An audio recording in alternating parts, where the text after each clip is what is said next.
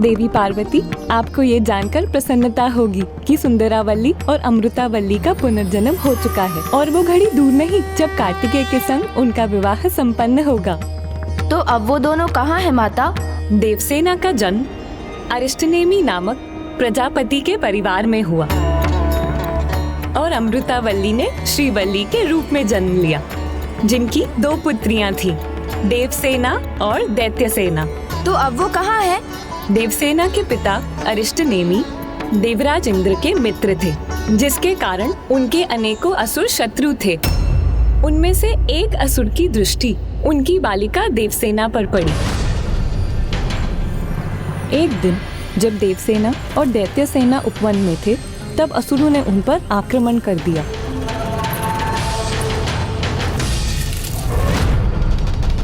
कौन?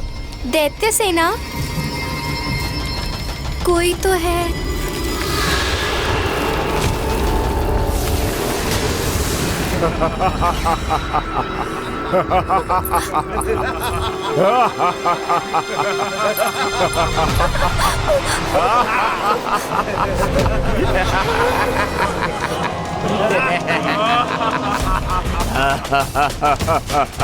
एक बालिका से आपकी क्या शत्रुता है? मेरा अहित मत कीजिए, जाने दीजिए मुझे। तुम्हें कैसे जाने देंगे?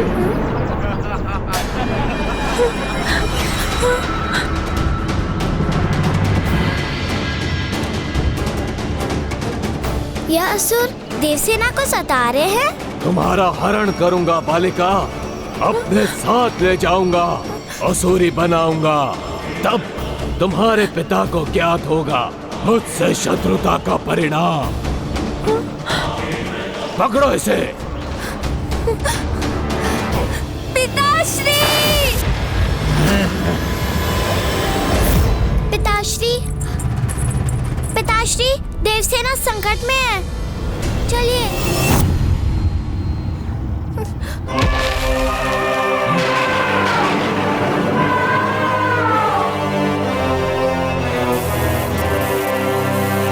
आक्रमण!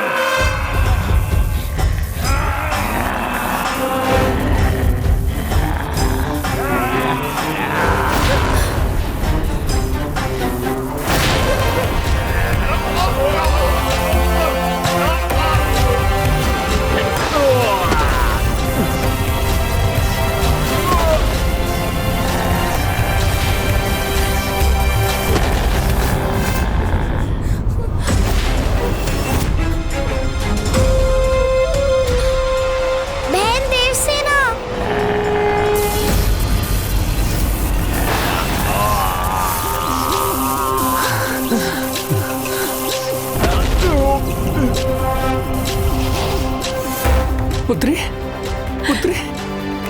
पिताश्री!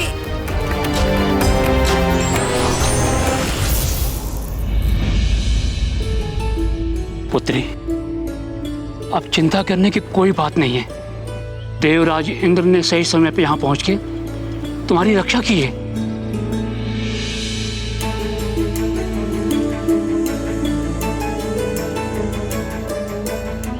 मित्र, आपने मेरी पुत्री की रक्षा की, आपको कोटि कोटि धन्यवाद। आपको तो स्वयं प्रभु का आशीष प्राप्त, जो आपको एक नहीं 2 योग्य पुत्रियां प्राप्त हुई। आपके इन पुत्रियों को देख मेरे मन में भी एक पुत्री का पिता बनने की इच्छा जागृत हुई।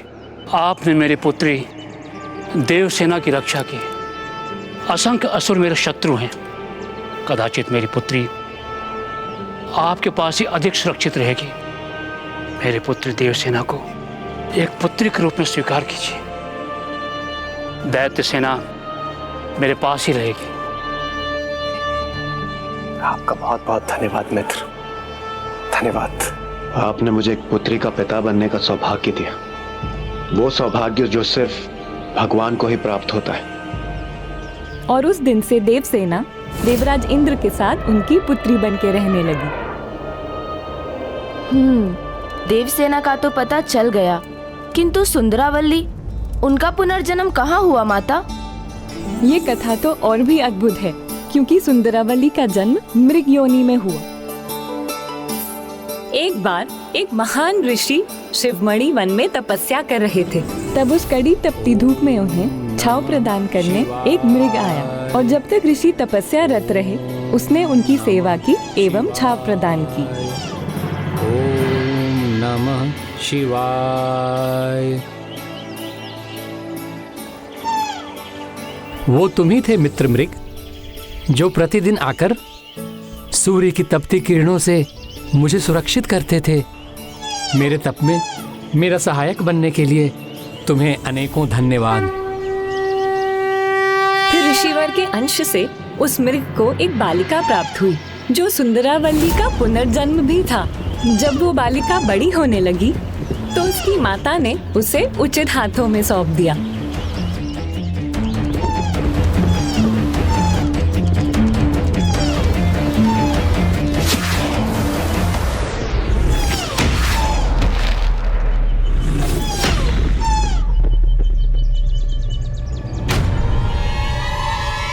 कहाँ गया वो मृग?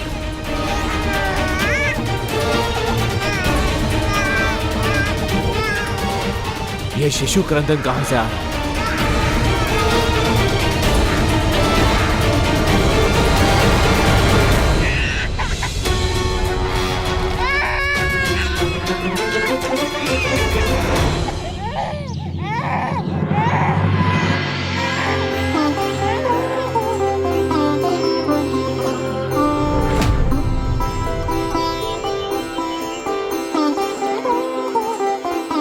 मेरा बाण कभी नहीं चूका,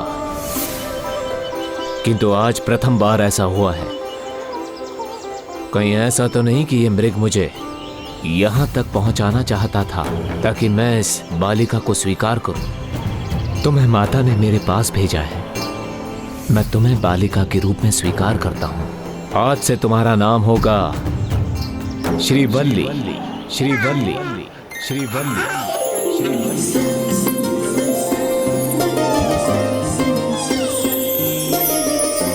इन दोनों बालिकाओं ने कुमार कार्तिकेय से विवाह करने के लिए ही जन्म लिया था और अब ये दोनों युवतियां बन चुकी हैं।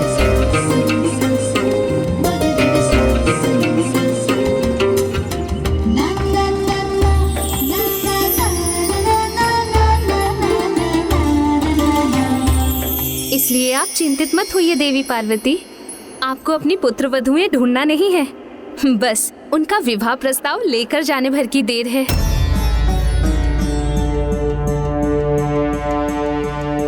माँ, अब कौन सी दुविधा आपको चिंतित कर रही है? एक समस्या का समाधान हुआ तो दूसरी समस्या के विचार से मन विचलित है। कार्तिकेय तो अपने कर्तव्य के प्रति ही समर्पित है, जिसके लिए वो तप में ही लीन रहता है। उसने तब भी विवाह के लिए मना किया था, तो अब भी करेगा, और बिना पूछे उसका विवाह कैसे कर सकते हैं हम? माँ, इसकी चिंता आप मुझ पर छोड़ दीजिए। मैं भैया के पास जाकर उनके मन की बात समझकर उन्हें विवाह के लिए मना लूंगा। मुझे आज्ञा दे माता, भैया कार्तिकेय का विवाह मामा जी प्रभु श्री हरि नारायण की पुत्रियों से हो, इससे शुभ घटना भला और क्या हो सकती है। पिताश्री और मामा जी तो अब समधी भी बन जाएंगे।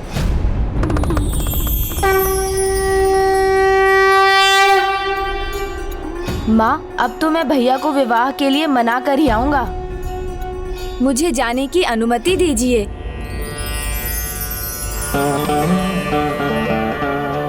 गणेश जी अपना कार्य के बिना नहीं लौटेंगे। गणेश को हम सब बुद्धिनाथ और बुद्धि प्रिय के नाम से भी पुकारते हैं। चतुर भी है हमारा गणेश, किंतु हम सबको ये नहीं भूलना चाहिए कि कार्तिकेय उनका अग्रज है। क्या गणेश उन्हें मना पाएंगे?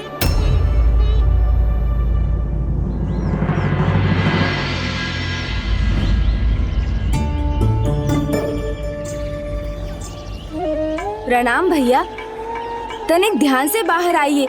देखिए कौन आया है आपसे मिलने।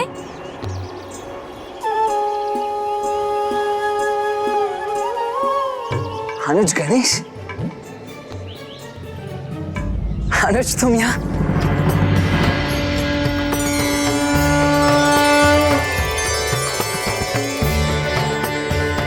तुम्हें यहाँ देखकर मेरा मन आनंद विभोर हो गया अनुज।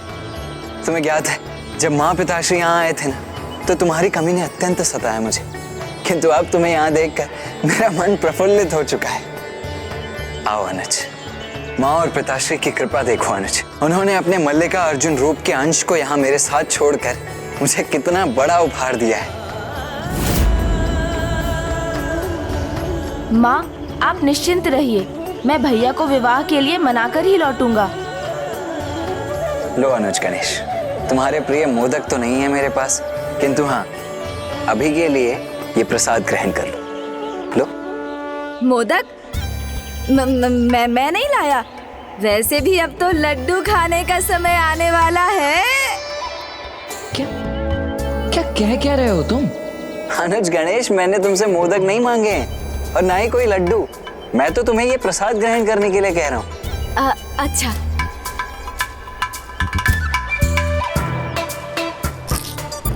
आहा, प्रसाद तो स्वादिष्ट है और अब तो और भी स्वादिष्ट होने वाला है। आहा, वाह।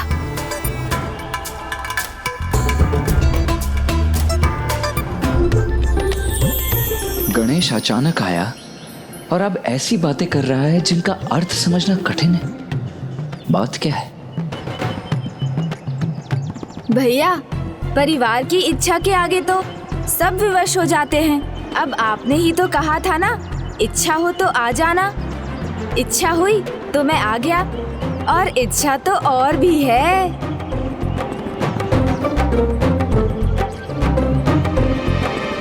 परिवार साथ रहे, इसकी इच्छा तो सदैव सबके मन में होती है गणेश, किंतु कर्तव्य ही है जो परिवार से दूर रखता है। और फिर भी सर्वप्रथम माँ पिताश्री और अब तुमने आकर मेरे एकाकीपन को पूर्णतः दूर कर दिया है। ओहो, एकाकीपन की बात अब आपके मुख से अच्छी नहीं लगेगी भैया। अब आप तो कहीं भी रहें, आपको अब कहाँ एकाकीपन का आभास होगा। वो कैसे? ओहो, ये क्या निकल गया मेरे मुख से। वो ऐसे भैया कि कैलाश में माँ पिताश्री है, तो यहाँ उनके अंश स्वरूप आपके लिए उनका साथ तो सदा बना रहेगा ना।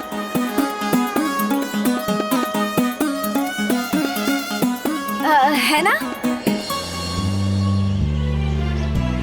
हाँ अनुज, ये तो माँ और पिताश्री की कृपा ही है मुझ पर, इसीलिए तो ये स्थान मेरे लिए दक्षिण कैलाश के समान है।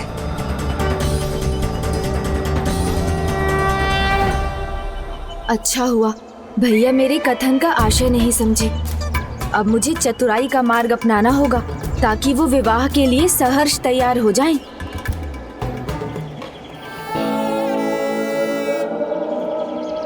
अब पुनः क्या हुआ अनुज गणेश? आज बार बार ये कौन से विचार उठ रहे हैं तुम्हारे मन में? मुझे भी बताओ।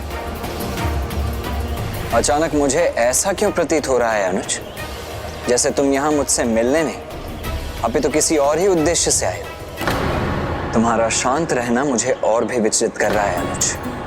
क्या करूं, क्या कहूं? भैया को मनाने की योजना कहीं आरंभ के साथ ही असफल ना हो जाए। बताओ गणेश, किस उद्देश्य से आए हो तुम यहाँ? मेरा क्या उद्देश्य होगा भैया? मैं तो बस इतना चाहता हूँ कि आप विवाह कर लें, मुझे भाभी श्री मिल जाएं। क्या? विवाह भाभी? अनुज गणेश, तुम ये सब कह क्या रहे हो? तो अब समझा, तो तुम यहाँ मुझे विवाह के लिए बाध्य करने आए हो, है ना? नहीं भैया, बाध्य करने नहीं, बस एक निवेदन है मेरा। अच्छा, निवेदन? ये किस प्रकार का निवेदन है अनुज? निवेदन विवाह करने के लिए? नहीं भैया, नहीं। स्पष्ट कहो अनुज, यही कहना चाह रहे हो ना तुम? हाँ भैया, मैं हूँ तो आपका अनुज, किंतु आप मुझे बुद्धिमान मानते हैं, तो मेरी बुद्धि के अनुसार आपको विवाह कर ही लेना चाहिए। अच्छा, तो ये तुम्हारा निवेदन है या सुझाव, या फिर संदेश? नहीं, निवेदन ही है और सुझाव भी। नहीं गणेश, व्यर्थ है तुम्हारा ये निवेदन, क्योंकि मेरा निर्णय स्पष्ट है। मैं अभी विवाह नहीं करूंगा।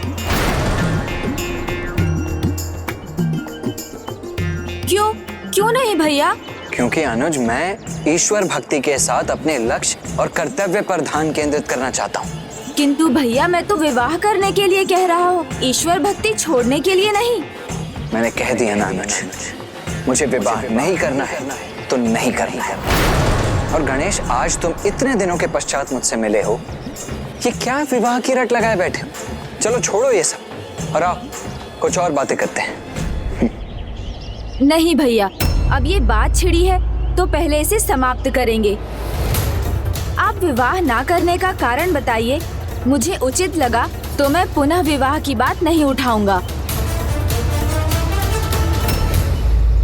उचित है, मैं तुम्हें कारण अवश्य बताऊंगा, किंतु सर्वप्रथम तुम्हें उस सरोवर से मेरे लिए कमल पुष्प लाना होगा पूजा के लिए।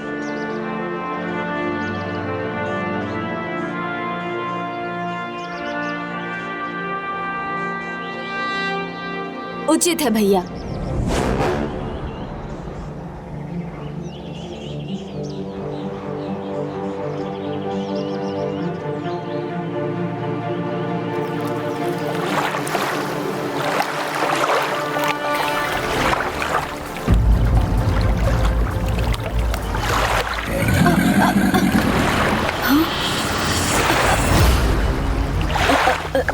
बड़ी विचित्र बात है, ये जल जैसे मुझे अपने भीतर खींच रहा है।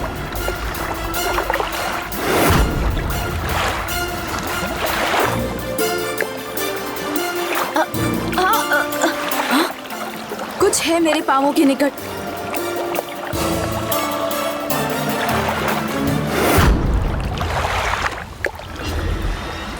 ये तो मगर है जो मुझे नीचे खींच रहा है।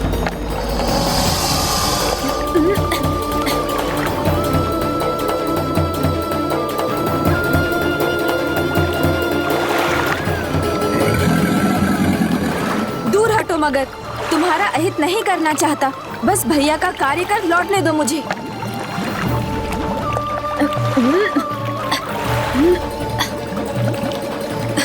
ये मगर तो मुझे छोड़ ही नहीं रहा है।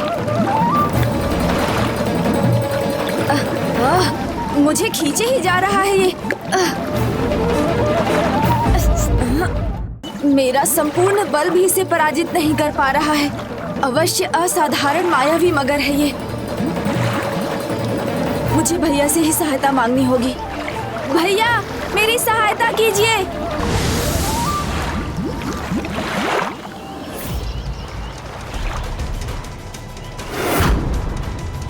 भैया, एक मायावी बलशाली मगर था जो मुझे खींच रहा था। एक ऐसा मगर जिसके समक्ष प्रथम पूज्य वीर गणेश भी असहाय हो गए। हाँ भैया। और जितना तुमने उससे मुक्त होने का प्रयास किया, उतना ही वो तुम्हें और भीतर खींचता चला गया। हाँ भैया। बस यही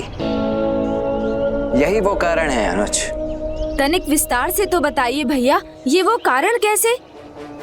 वो ऐसे गणेश कि वो मगर सांसारिक माया का रूप था, और वो सरोवर जिसमें तुम खींचते चले गए, वो वैवाहिक संसार का दलदल रूपी सरोवर था, जो बाहर से दिखने में तो बड़ा मनोहर दिखाई देता है, किंतु भीतर जाने पर संकट बन सकता है। तो वो दोनों मायावी थे? आपने मुझे समझाने के लिए उन दोनों को उत्पन्न किया था? हाँ अनुज गणेश, यदि मैंने विवाह किया तो मैं भी उसी में खींचा चला जाऊंगा, और धीरे धीरे ईश्वर और अपने कर्तव्य दोनों से दूर हो जाऊंगा।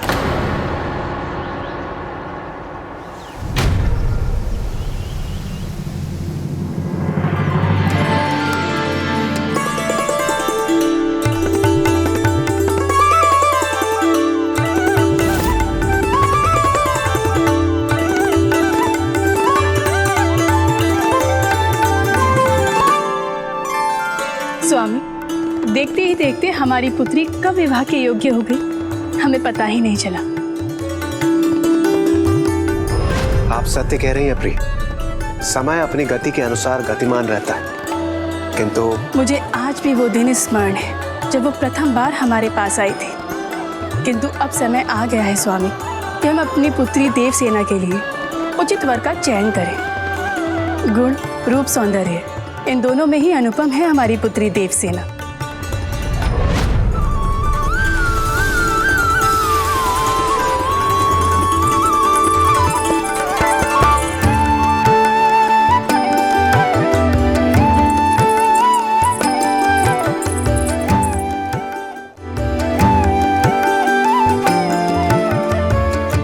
कितनी भी बड़ी क्यों ना हो जाए, एक पिता की दृष्टि में वो सदैव एक बालिका ही रहती है। मेरी पुत्री देवसेना अभी भी बाल क्रीड़ा ही कर रही है। उसमें और पुत्र जयंत में तनिक भी अंतर नहीं है। दीदी, मुझे भी क्रीड़ा करनी है।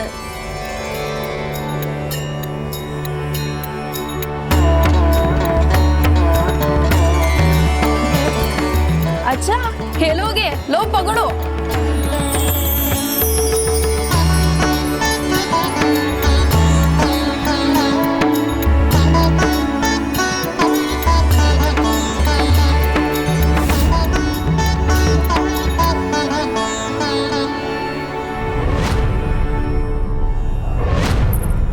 भ्राता जयंत को कोई नहीं सताएगा।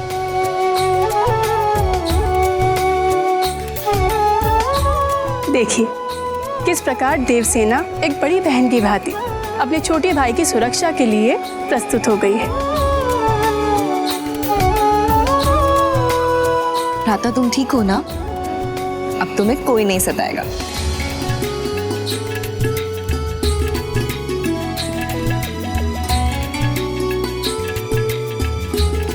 तुम लोगों ने एक पुष्प कंदुक तो व्यर्थ कर दिए, अब हम क्रीड़ा कैसे करेंगे? चिंता मत करो दीदी, मैंने एक बचा ली थी। मुझे दो, मुझे दो। भ्राता इधर, मुझे भ्राता।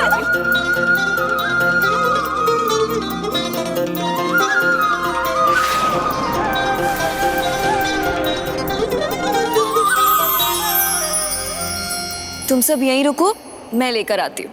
सावधान देवसेना, स्वर्ग का अस्त्रालय है वो।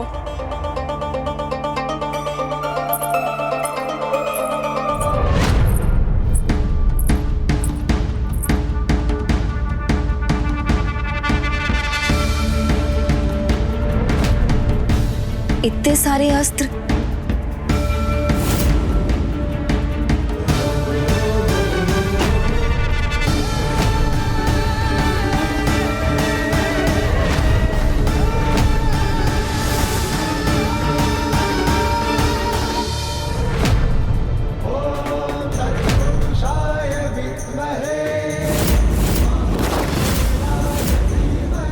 ये कैसे दृश्य दिखाई दिए मुझे? कौन है जिन्हें मैंने देखा? और मुझे ऐसा क्यों प्रतीत हुआ कि उनके साथ मेरा जन्मों का संबंध?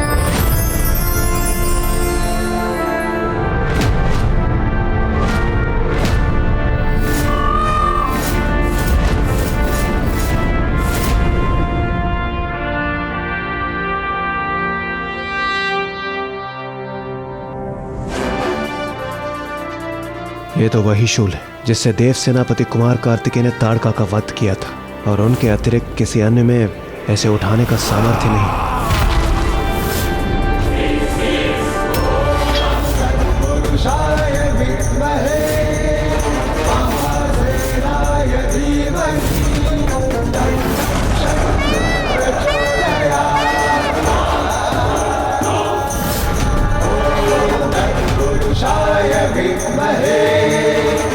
आश्चर्य है।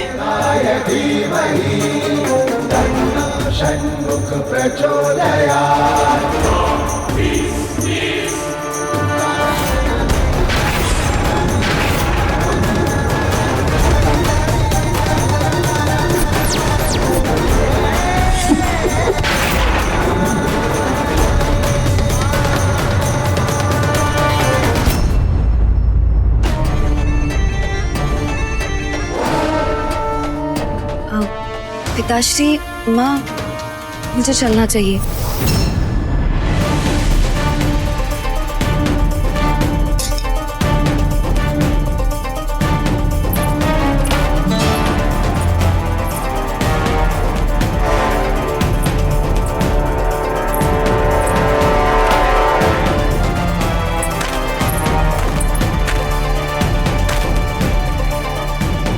स्वामी, क्या ये हमारे लिए कोई संकेत था?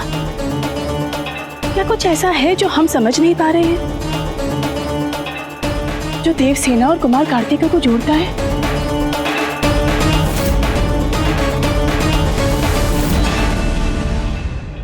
मेरे प्रिय अनुज, जम्बू द्वीप के दक्षिण की सुरक्षा का अत्यंत महत्वपूर्ण दायित्व है मेरा। विवाह का निवेदन कर मुझे उससे दूर मत करो। मैं समझ गया भैया, बहुत विकट परीक्षा है वैवाहिक जीवन। वो एकाकीपन से मुक्त नहीं करता, अपितु जीवन की फांस बन जाता है।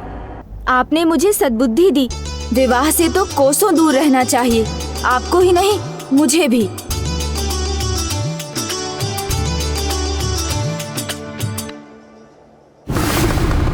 गणेश आ गया, अर्थात उससे कार्तिकेय को मना ही लिया होगा।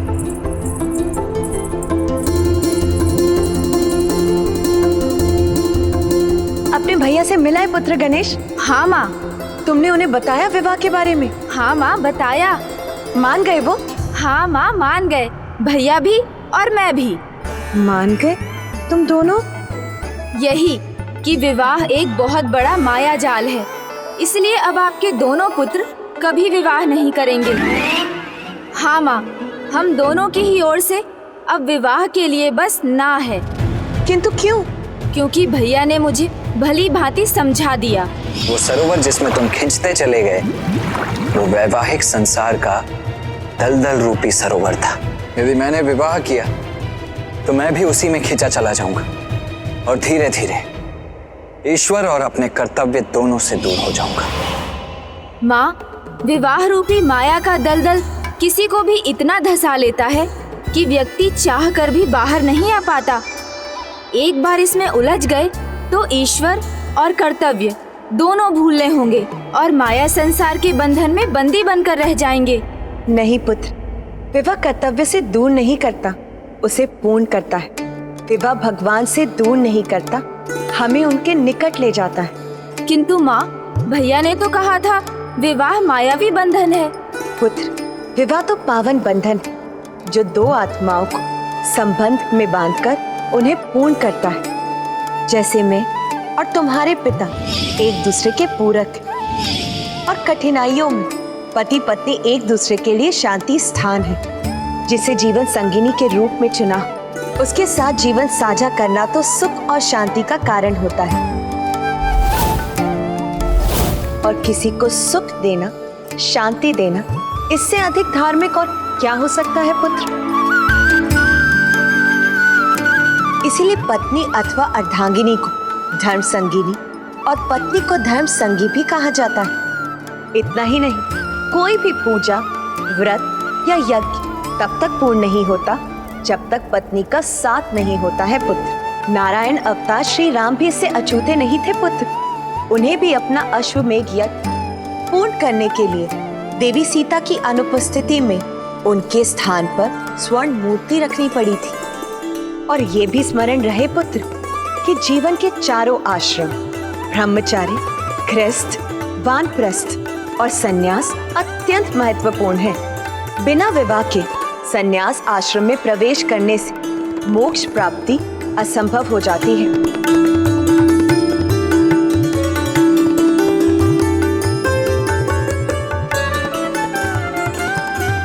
क्योंकि विवाह के बाद कोई माता पिता बनता है, तब अपनी संतान का भली भांति पालन पोषण करने पर ही कोई मातृ और पितृ ऋण से मुक्त होता है। इसलिए विवाह ना ही तो कर्तव्य से दूर करता है और ना ही ईश्वर भक्ति से, अपितु विवाह करने से तो सभी कर्तव्य पूर्ण होते हैं।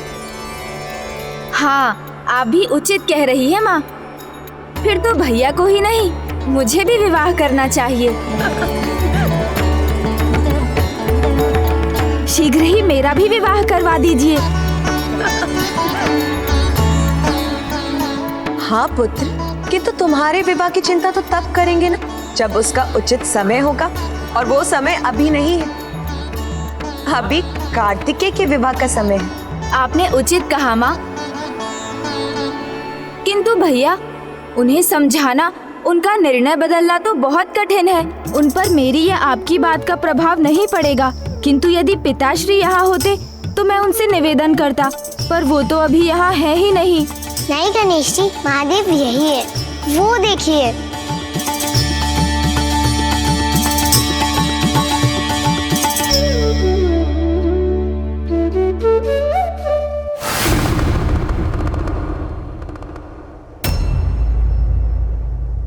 क्या हुआ पुत्र, तुम उन्हें यहाँ देखकर इतना चकित क्यों हो गए? क्योंकि भैया कार्तिकेय के पास से लौटते समय तो मैंने पिताश्री को मार्ग में देखा था, सनकादिक कुमारों के साथ।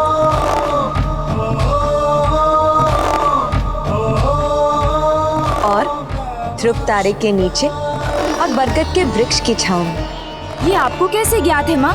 क्योंकि प्रभु दक्षिणा मूर्ति जो है। दक्षिणा मूर्ति? यहाँ कैलाश में भी महादेव, और वहाँ बरगद के वृक्ष के नीचे भी महादेव ही हैं, अपने दक्षिणा मूर्ति स्वरूप में। तो इस दक्षिणा मूर्ति स्वरूप की क्या कथा है माता? स्वामी ब्रह्मदेव के मानस सनकादि पुत्र सनक, सनंदन, सनातन व सनत कुमार ज्ञान और आत्म तत्व प्राप्ति के इच्छुक थे। उनकी इस इच्छा को फलित करने के लिए प्रभु महादेव ने एक सर्वोच्च गुरु का रूप लिया, और यही है उनका दक्षिणा मूर्ति स्वरूप। बरगद वृक्ष अर्थात वदा अला वृक्षम की छांव, जिसके ऊपर सभी ध्रुव तारे प्रकाशित होते हैं। वहाँ स्थिर दक्षिणा मूर्ति अपने चतुर्भुज अवतार में स्थित होती है, और इस मुद्रा में उनके नीचे वाला दाहिना हाथ छिन्न मुद्रा में रहता है, जो श्रेष्ठता और परिपूर्णता का घोतक है। अपने नीचे रहने वाले बाएं हाथ में वो ध्रुवाधान में होते हैं, जो उनके समस्त उजागर ज्ञान का स्रोत होने का संकेत है।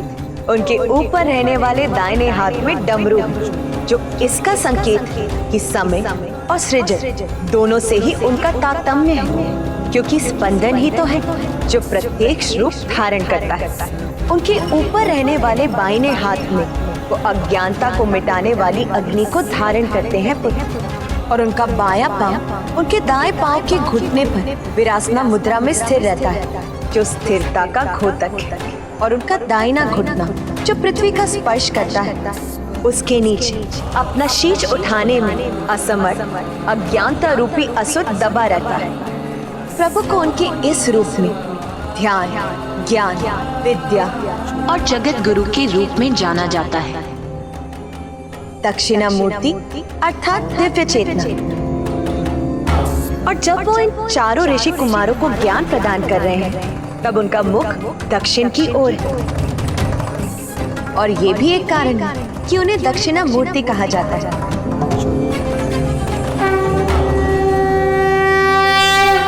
माँ, आपने जिस प्रकार प्रभु का वर्णन किया है, उससे मुझे उनका वो स्वरूप दिखाई दिया जिसे मैं देखकर भी नहीं देख सका था।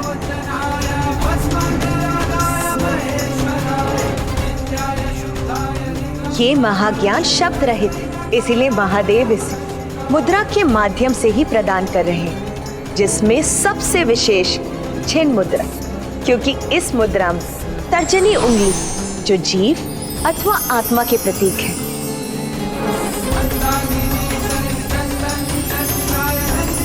जो भी उनकी ध्यान साधना पूर्ण करता है, प्रभु दक्षिणा मूर्ति स्वयं उनके हृदय के निकट अमूर्त अमृत तुल्य रूप में होने का आभास करते हैं।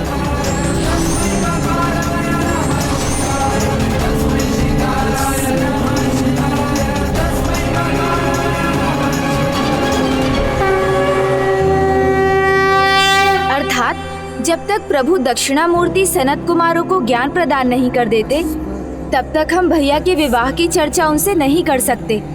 और पुत्र, यदि प्रभु इस विषय में कुछ करना चाहेंगे, तो वो स्वयं हमें संकेत दे देंगे।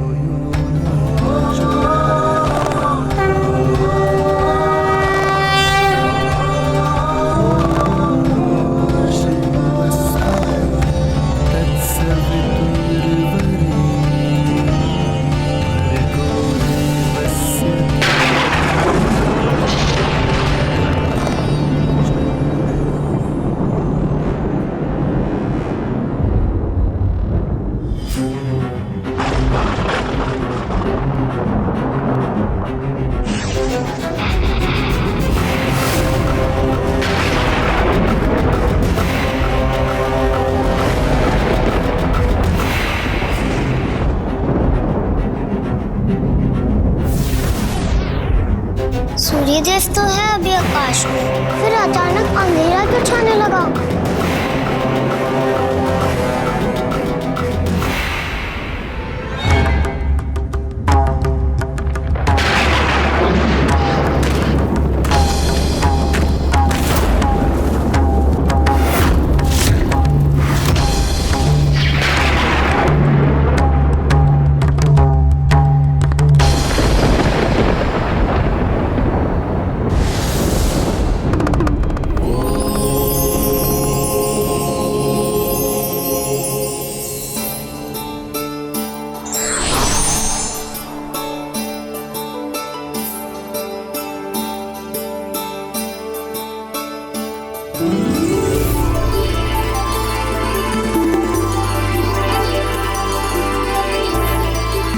क्या उस क्षणिक अंधकार से प्रभु ने हमें किसी संकट का संकेत दिया था माँ?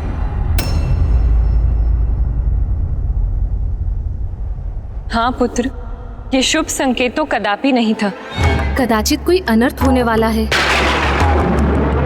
या कहीं कोई अनर्थ हो रहा है।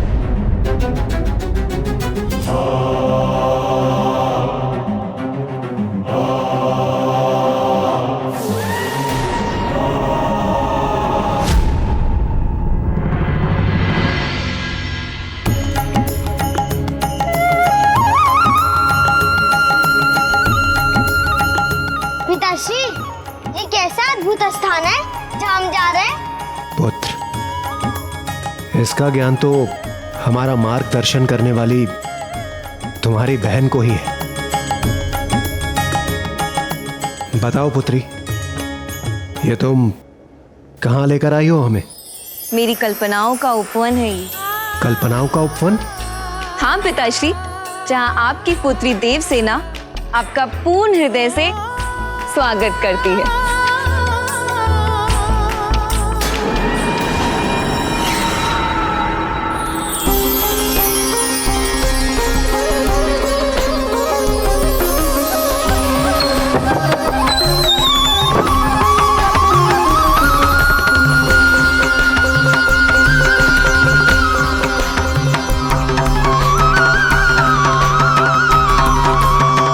आई आओ पुत्र।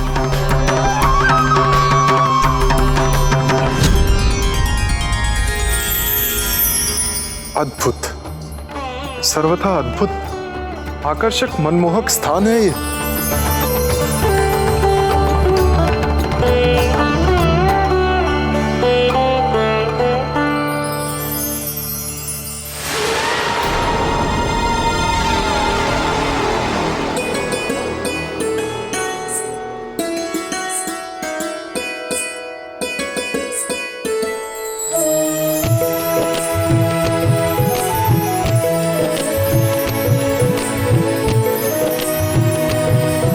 पिताश्री, माँ, आपने मुझे इतने वर्षों अपार स्नेह दिया।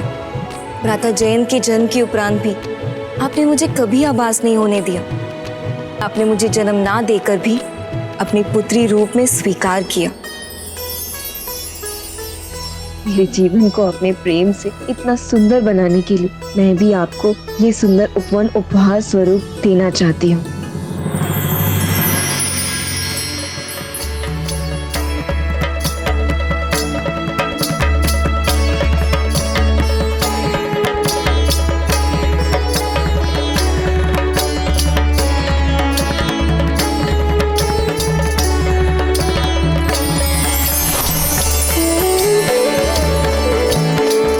तनिक भी संकोच मत कीजिए, अपने भीतर छिपे बालक को जागृत कीजिए और इस स्थान का पूर्ण आनंद उठाइए।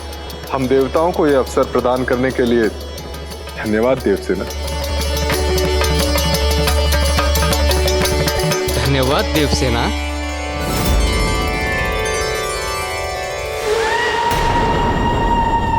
आनंद, अपार आनंद आ रहा है हमें। यह अद्भुत उत्सव समान वातावरण अत्यंत सुखमय है।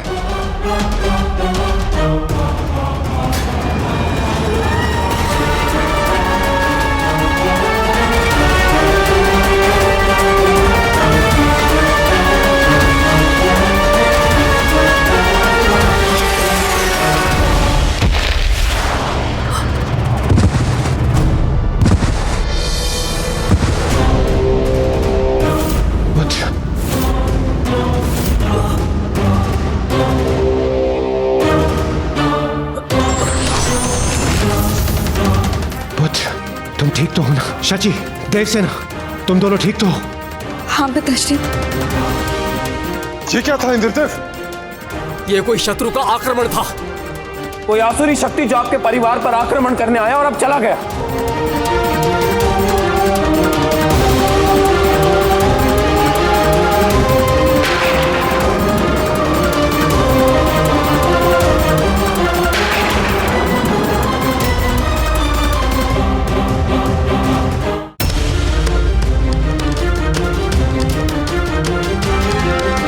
ये विशाल काय चिन्ह, यह तो किसी मायावी असुर का प्रतीत होता है।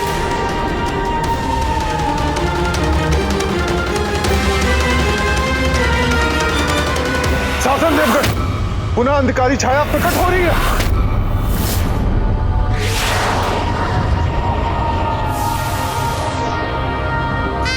देवगढ़, आप सभी पीछे हट जाइए। जो कोई भी दुष्ट है मैं उसका सामना करूंगा।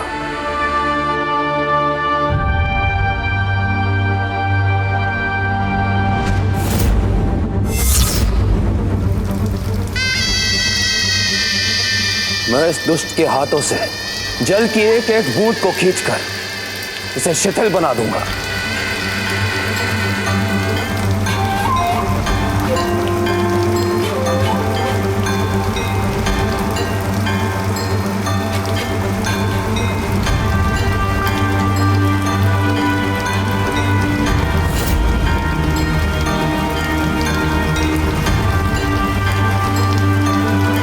इसकी समस्त प्राण वायु सोख लूंगा मैं।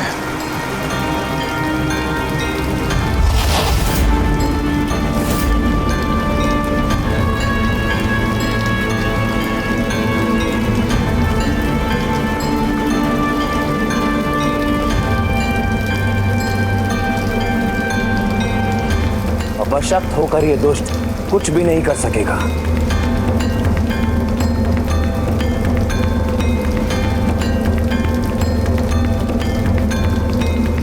अब मैं इस दुर्बल पड़े मायावी हाथ को अपनी ही अग्नि से भस्म करूंगा।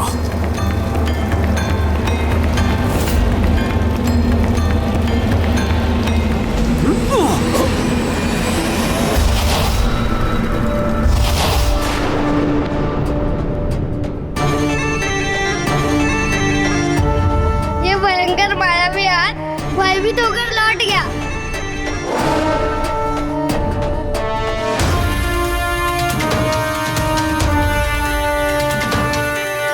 चलिए वापस लौटते हैं।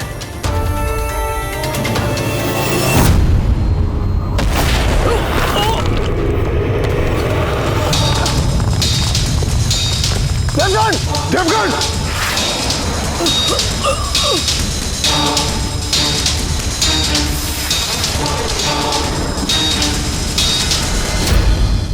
सावधान हो जाइए सभी। ये शत्रु हमारी अपेक्षा से अधिक शक्तिशाली है। सभी पीछे हटिए।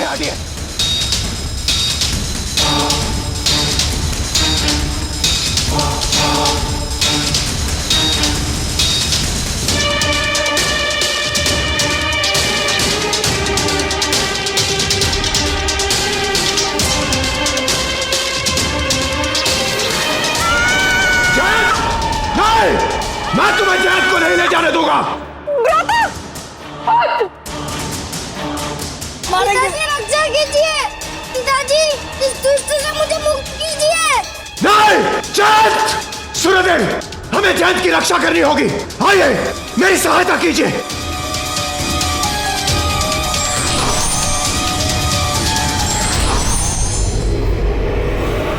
कार्तिकेय को विवाह के लिए तैयार करने की चिंता तो मुझे पूर्व में ही सता रही थी, और अब ये अशुभ संकेत भी प्रकट हो गए।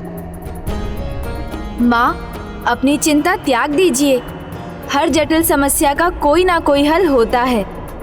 ये तो आप ही सदा कहती हैं, इसलिए कदाचित जो भी होगा उसका भी कोई कारण होगा। माता, घोर अनर्थ हो गया। देवराज इंद्र, क्या हुआ देवराज? मेरी सहायता कीजिए माता। किंतु संकट है क्या देवराज? संकट नहीं माता, महासंकट छाया है मुझ पर। एक रहस्यमय हाथ अचानक से आया और उसने मेरे पुत्र जयंत का हरण कर ली।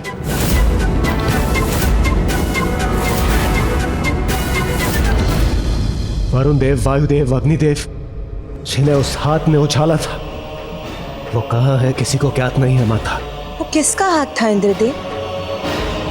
ये मुझे ज्ञात नहीं है माता। वो अचानक से आया, उसने मेरे पुत्र का हरण किया और अदृश्य हो गया।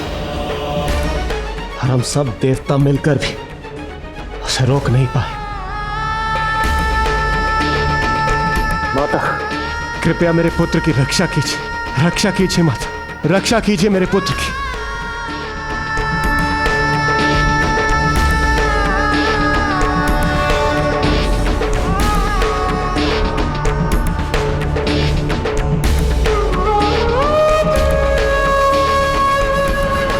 सहायता कीजिए माता। क्या हुआ देवराज? महासंकट छाया है मुझ पर। एक रहस्यमय हाथ अचानक से आया और उसने मेरे पुत्र जयंत का हरण कर लिया। और हम सब देवता मिलकर उसे रोक नहीं पाए। सूर्यदेव, किंतु सावधानी से इंद्रदेव, जयंत को कोई क्षति नहीं होनी चाहिए।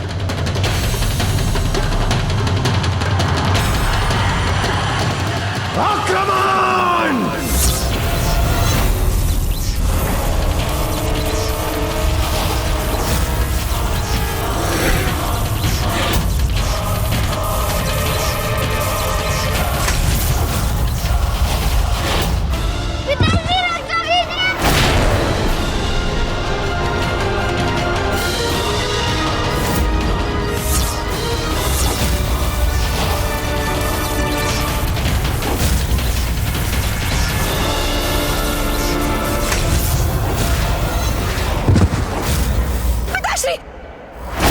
स्वामी,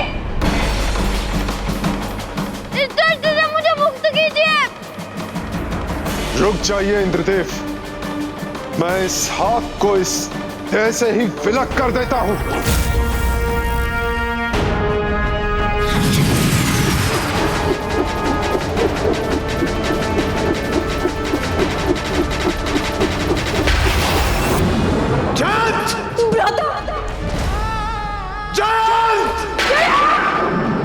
इंद्रदेव,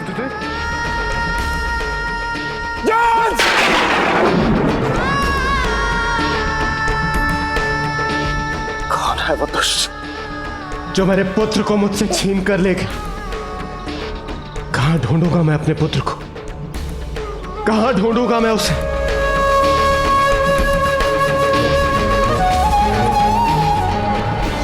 मेरा पुत्र मुझसे छिन गया माता, और मेरी पुत्री देवसेना भी ग्लानि से स्तब्ध, क्योंकि मेरी पुत्री ही मुझे उस स्थान पर लेकर गई थी जहां से जयंत का हरण हुआ था।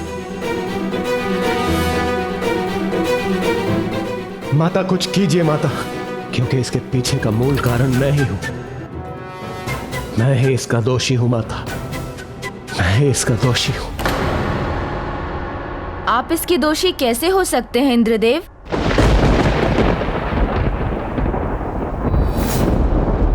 प्रजापति दक्ष के यज्ञ में भाग लेना मेरी बहुत बड़ी भूल थी प्रभु, जिसका दंड आपको अवश्य मिलना चाहिए।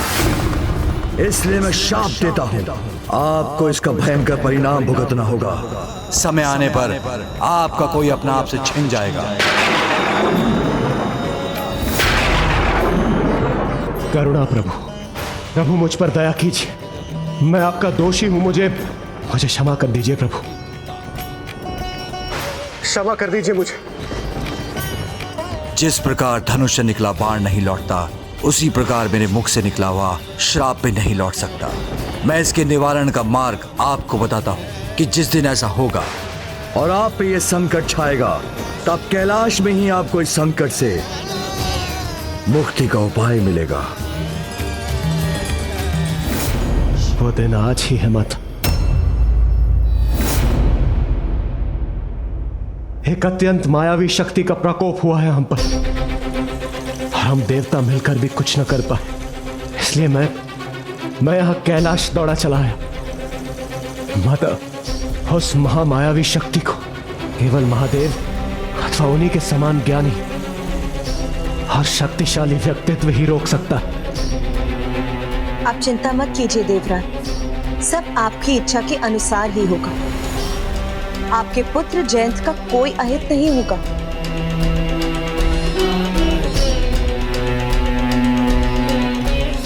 मैं देवराज इंद्र यह घोषणा करता हूं, जो भी महापराक्रमी योद्धा मेरे पुत्र को मेरे पास वापस लाएगा, मैं उसे अपनी पुत्री देवसेना के योग्य समझकर अपनी पुत्री का विवाह उससे करवाऊंगा।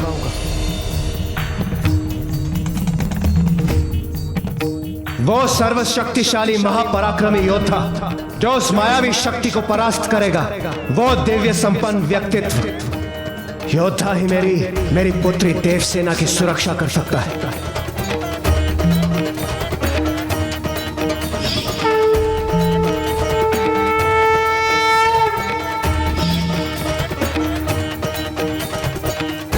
तुमने उचित कहा था पुत्र,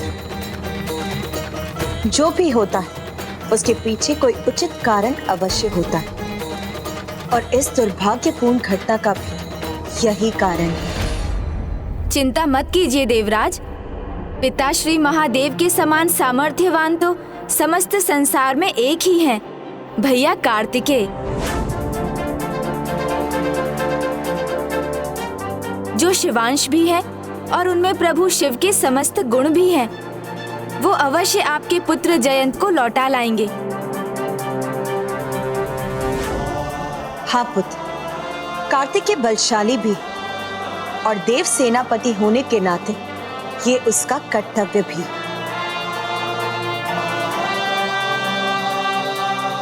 यदि देव सेनापति कुमार कार्तिकेय मेरे पुत्र को वापस ला सके तो मुझे अपनी पुत्री देवसेना का हाथ उनके हाथ में देने में अत्यंत हर्ष होगा।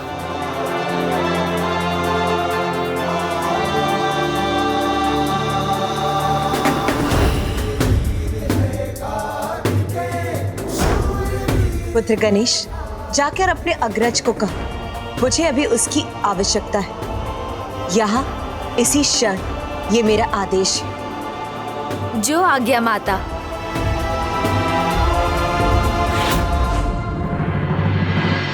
गणेश, तुम इतनी शीघ्र ही लौट आए? कहीं तुम्हें पुनः किसी ने कुछ समझा बुझा कर तो नहीं भेज दिया है? भैया वो माता ने। मैंने कहा ना, मैं विवाह नहीं करूंगा तो नहीं करूंगा। नहीं भैया, मैं तो बस। मुझे ज्ञात है अनुज, तुम मुझे पूरी बात ना बताकर अपने शब्दों के जाल में फंसाकर यहाँ से ले जाने आए हो, है ना? इन्हें कैसे ज्ञात हुआ कि मैं इन्हें यहाँ से ले जाने आया हूँ? यदि तुम चतुर हो तो मैं भी तुम्हारा भ्राता हूं, वो भी ज्येष्ठ। तो मेरा एक निर्णय और सुन लो अनुज, ना विवाह और ना ही कुछ और। मैं मात्र अपने कर्तव्य पर स्थिर रहना चाहता हूँ। हाँ, उचित कहा देव सेनापति। आपके कर्तव्य के लिए ही तो आपको कैलाश जाना है। कैलाश? ऐसा कौन सा कर्तव्य है अनुज जो मैं कैलाश जाकर ही पूर्ण कर पाऊंगा? कहीं तुम पुनः मुझे अपने शब्दों के जाल में तो नहीं उलझा रहे हो? आप जानते हैं, आपकी भांति मैं भी कभी असत्य नहीं बोलता। देवराज इंद्र पर संकट छाया है। किंतु ऐसा कौन सा संकट है अनुज जो स्वयं विघ्नहर्ता गणेश नहीं हर सकते? आपको क्यों आना है, ये तो आपको वही ज्ञात होगा।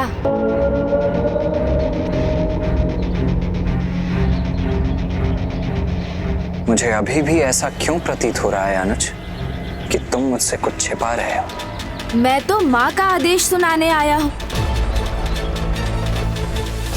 कि उन्होंने आपको यथाशीघ्र वहाँ बुलाया है। शीघ्र चलिए। क्या माता का आदेश है और वो भी यथाशीघ्र बुलाया है? तो तुमने मुझे पहले क्यों नहीं बताया अनुज? वही प्रयास कर रहा था भैया। ठीक है, अब और कारण बताकर समय व्यर्थ मत करो। मयूर जी!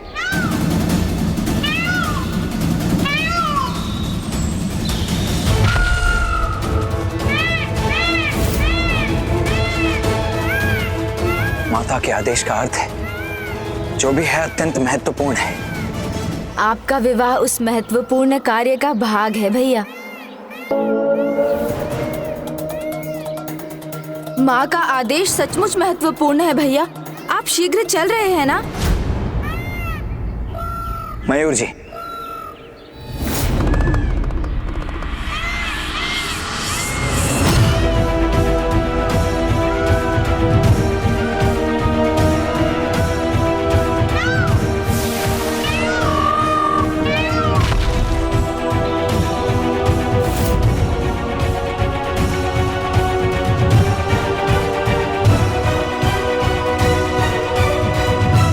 देव सेनापति कुमार कार्तिकेय, मेरी सहायता कीजिए। उस अत्यंत शक्तिशाली मायावी दानव से मेरे पुत्र जयंत की रक्षा कीजिए, जैसे हम सब देवता मिलकर भी नहीं रोक पाए। मैंने माता से भी कहा, यदि आप मेरे पुत्र को लौटा सके तो मैं अपनी पुत्री देव सेनापति है मेरे भैया, इसलिए आप सभी की रक्षा उनका कार्य और कर्तव्य दोनों है। और माता का वचन तो भैया अवश्य रखेंगे देवराज।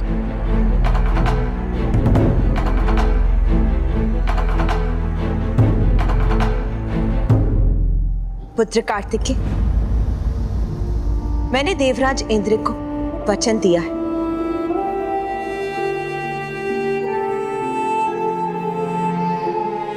माता, आपके प्रत्येक वचन का मान रखना मेरा परम धर्म है। आपके मुख से जो भी शब्द निकले वो मेरे लिए स्वर्ण अक्षरों के समान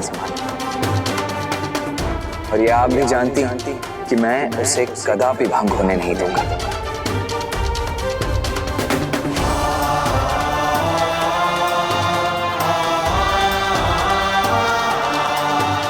देवराज, मेरी माता का आदेश मेरे लिए सर्वोपरि है, इसीलिए आप अब निश्चिंत हो जाइए।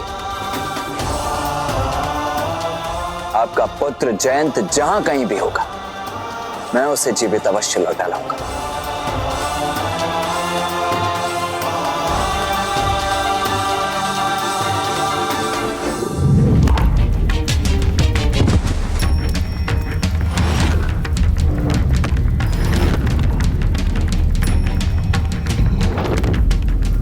चिंता करोगे तो अपनी ही चिता तैयार करोगे, क्योंकि तुम्हें यहाँ असुर सम्राट से बचाने कोई नहीं आ सकता।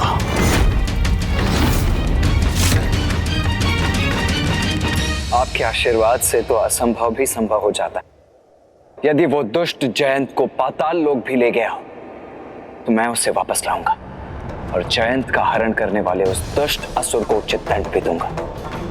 एक नहीं, अनेक दुष्ट पुत्र। पूर्ण वंश कौन है ये? मैंने तो कभी नहीं सुना। कृपया विस्तार से बताइए पिताश्री। उच्च नाम है सुरासई। सुरासई को अपने माता पिता से बहुत प्रेम था, साथ ही वो अपार आसुरी शक्तियों की स्वामिनी भी थी और उसे माया का ज्ञान भी था।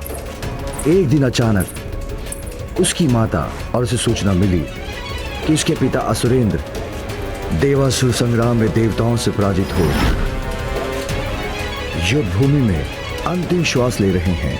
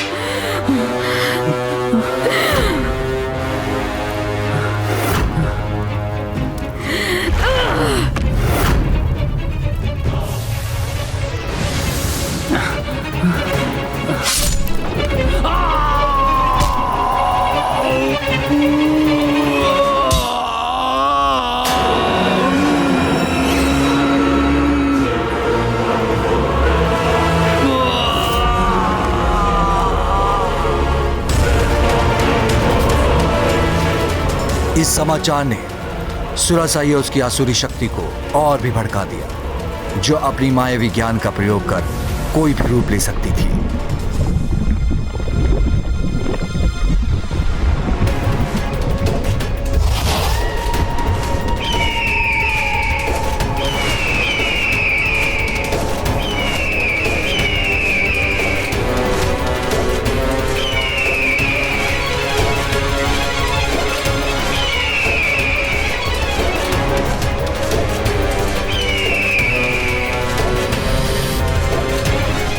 पिताश्री।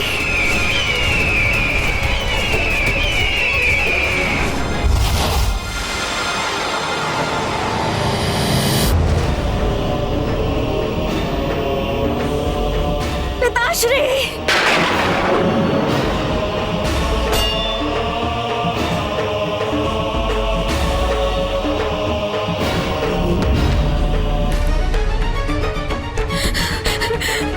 पिताश्री, ये कैसे हो गया? पिताश्री, आपकी पुत्री सुरा से आ गई है। पिताश्री,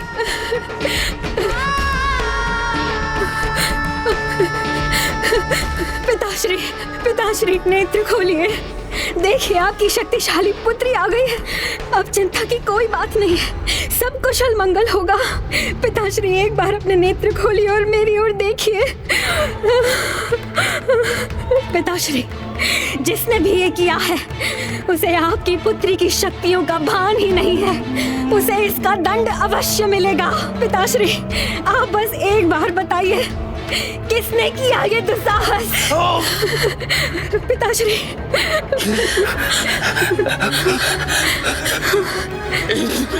इंद्र देवता।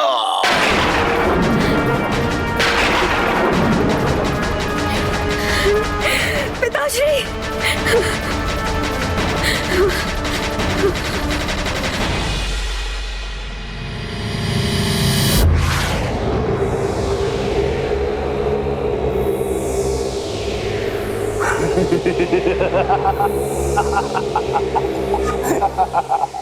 देवताओं, असुरेंद्र की मायावी शक्ति और उनके दिव्यास्त्रों का सामना करना इतना सहज नहीं है।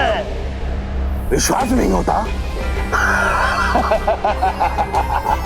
तो कर लो सामना।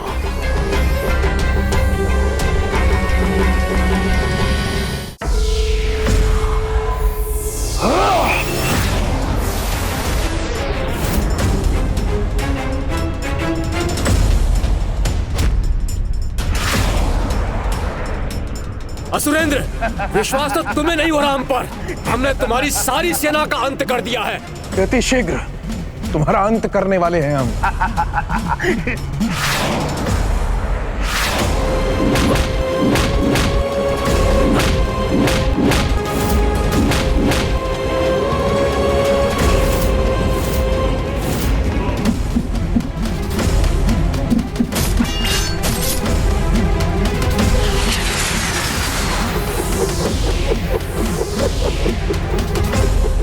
छोटी सी सफलता पर इतने उत्साहित मत हो देवताओं। संभालो, संभालो मेरे इस चक्र का प्रहार। सामना हम नहीं, अब तुम करोगे, तुम, वो भी अपने अंत का। तैयार हो जाओ। अब तुम्हारे प्राण पखेरु का उड़ना तो निश्चित ही है। तुम्हारा समय आ गया, तैयार हो जाओ असुर सम्राट, मृत्यु के पाश में बनने के लिए।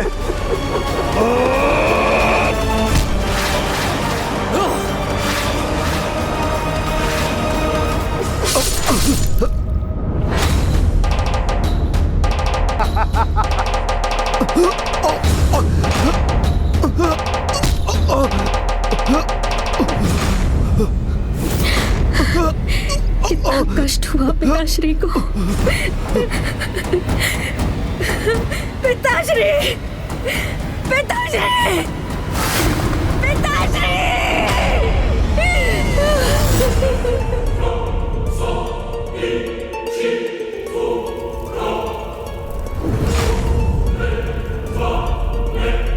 देवताओं, 8 शिलों से मेरे पिता का अंत किया है ना तुम सबने।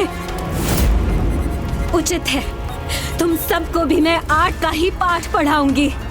मैं असुरेंद्र पुत्री सुरासई ये प्रण लेती हूँ, एक स्त्री होते हुए भी 108 वर्षों तक दंडित करूंगी मैं। बहुत पुरुषार्थ दिखाया है ना तुम देवताओं ने, तो अब एक स्त्री की शक्ति का बल देखना।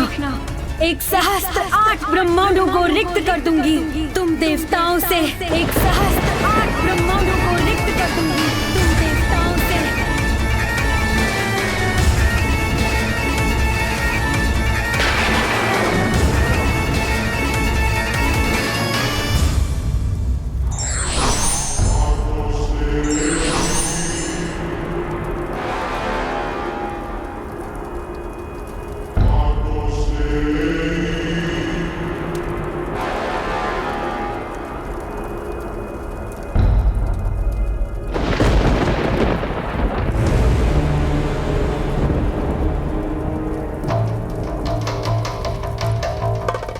यदि तुमने अभी आक्रमण किया तो तुम्हारा भी यही परिणाम होगा।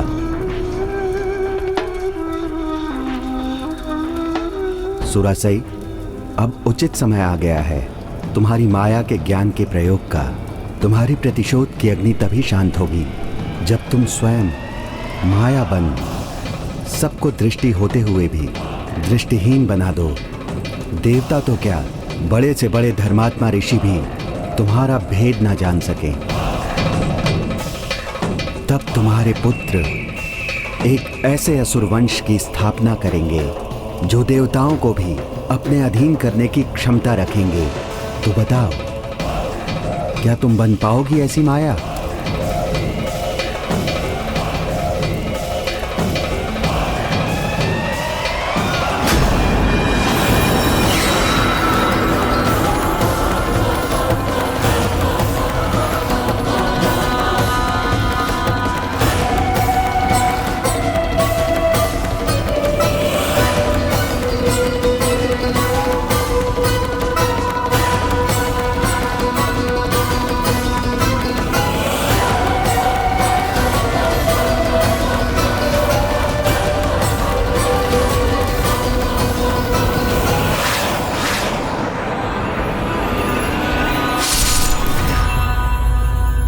देवासुर संग्राम जो असुरेंद्र की मृत्यु से संपन्न हुआ था, अब वो प्रतिशोध के संग्राम में परिवर्तित हो गया। सुरासई के हृदय में बस एक ही स्वर था, एक ही लक्ष्य था, प्रतिशोध और देवताओं का विनाश।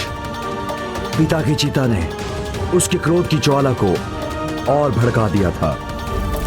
अपने पिता का प्रतिशोध लेने के लिए सब कुछ करेगी माया। सुरासई, सुरासई, सुरासई।